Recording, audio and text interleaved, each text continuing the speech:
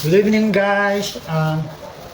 Magpiprepare ako ng mga pagkain ng magpapa blood chemistry bukas. Yan, mag-aapunan ng alas 7 ng gabi. At ito kanyang mga pakainin. 7 PM hanggang alauna ng gabi inire-required ko sa kanya na kumain siya ng mga tinapay. Ito, nalagyan ko ng palamang peanut butter. Ayan, ito.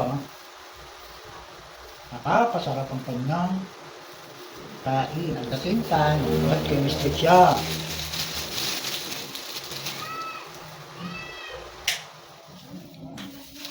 Ito, guys, tatlong tinapay. Malagay ko na dito. Ako pa ng palaman, no?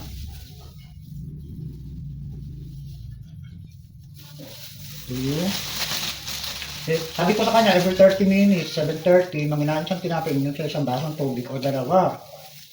Hanggang mabunis sa oras, alas 8. Then, 8:30, kumain ulit siya at minum siyang tubig. Ito, may binili din ako sa kanyang parang pinya. Ang sa loob ng tinapay, oh. Mabigat ko sa tiyan. Kailangan pag blood chemistry, manginain. Saka kopya. Sa isa lang to, saka isang baso. Kahit manginain siya na manginain, pagdating na lang, kung papa blood chemistry siya ng alas 9, mag-i-stop na siya kumain ng alauna ng gabi. At eto pa ang tinapay na binigay sa akin ng mate. Bigay ko na lang sa kanya, sabi ko, ito, kanyang pagkain. At itong pinya. Pinya na pinaragnibar sa asukal.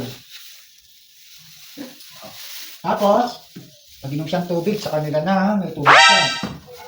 At papayuramin ko siya ng kanyang pampamedical sa blood chemistry. So,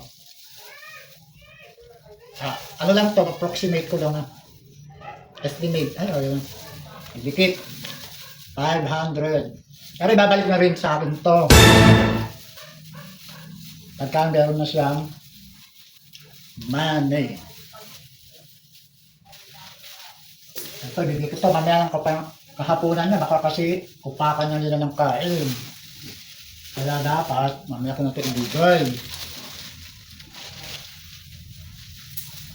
Thank you for watching, Grandfather Pogi Ons, si Laila Bukas, I'm Papa Blood Chemistry. Thank you for watching me.